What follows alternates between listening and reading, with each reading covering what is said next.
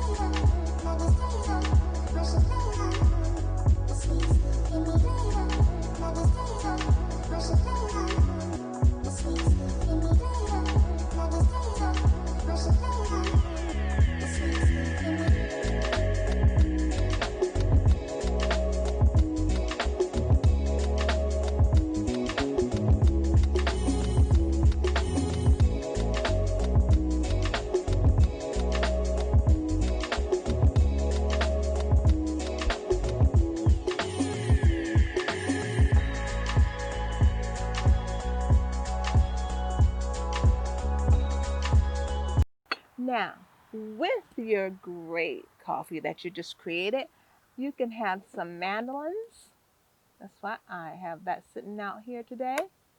Hope you're having a great morning. It is a wonderful morning here in North Carolina. It's been really very mild, actually. Been very mild, and I love it. I absolutely love it. I do not like hot weather. So, this is great. So, let's dive into the conversation. Hi, I wanted to tell you a little bit about the show and the reason why I created the show. I'm a mom of three. My husband and we have been married for 22 years. And a couple of years ago, I had a stroke. Well, my life really changed totally, not only financially, but it changed our new normal. So, what I decided to do was to help us out by repurposing with a purpose and turning our trash into treasures. So, I want to show you how to do that too. Guess what? We got a puppy. Yes, a puppy. So I give you some great pet ideas that you can do. We got a new addition to our family, and her name is Bo, Bow. Now, she's a 4 month old dwarf lab, and we've had her for about a month now. And what I want to do is show you some great pet ideas for beds from things you probably have right around the house that are going to be no cost to you. Stay tuned. I think you're sleepy, Bo.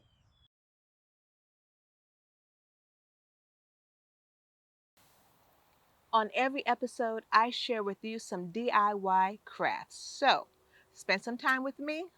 Let's do a craft. Hi, I want to talk about this cute little idea that I came up with. And again, we talk about, or I always promote, repurposing with purpose. So, I had these little metal containers. And the metal containers actually didn't even come with the tray, but they were for utensils. Y'all hear the birds tweeting? They were for the utensils.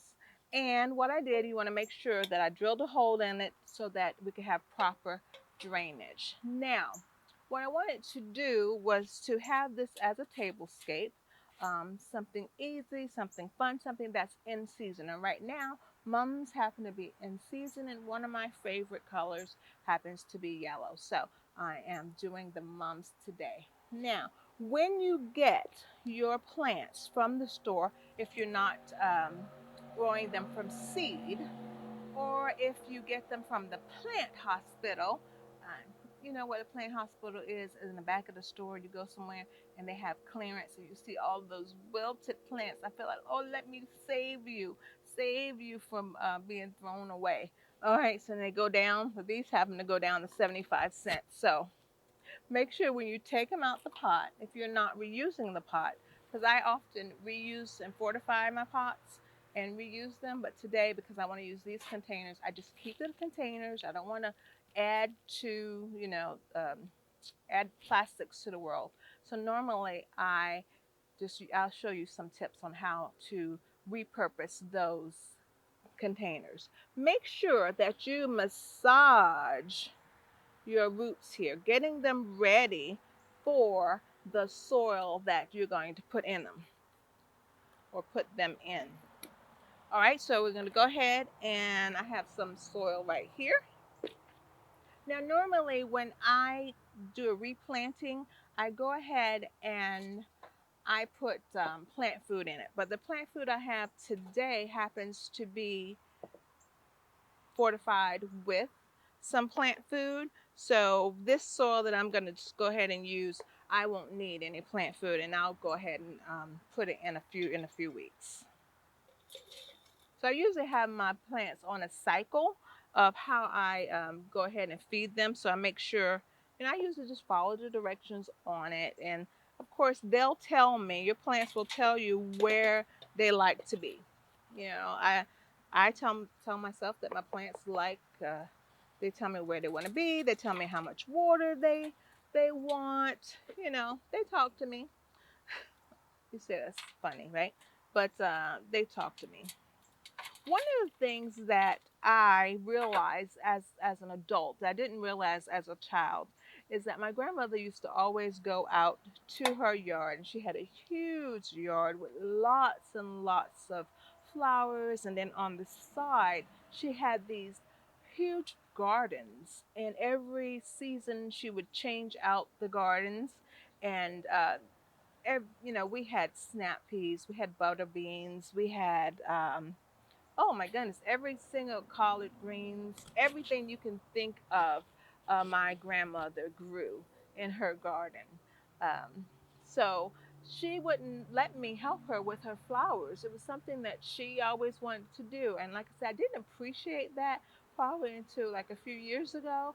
And I realized the solitude and the absolute joy that you can get through gardening and through landscaping and just your communal time that you do with your flowers and just to meditate, or to me it's just to have my time. My son helps me in the morning. He pulls out the hoses for us to water the plants, and I do all the watering myself, and then I do my replanting and everything, just because I need that time to kind of decompress and get ready for the day. You know, if you're like me, and we're doing virtual school because of the coronavirus, you know, it's sometimes you just need that little time alone, and it helps me get ready for the day. So I'm up early and I do this, and when I'm ready to teach the children, I'm there to teach them. And one of the shows we will have some great school tips that you can use with things around your house that you can repurpose. So here we are, as I went on talking, we are done. It's planted. They look great. These mums actually don't need that much water. I've had them for a couple of days now, so they don't need, actually a couple of weeks. They don't need that much water. And there you go. So this project only cost me, because I already had the planters that I repurposed, and they were the utensil pots that I repurposed into planters. So this really only cost me less than $3 because I already had the soil and I just had to purchase some cute plants. So there you are, and I hope that if you have this in your house, you think about it and you can turn it into your own treasure. Hi, my name is Tanya Furman, and I'm the host of Creative Living. We are on King Network TV, powered by Roku TV. Turn your trash into treasures and repurpose with a purpose with Creative Living.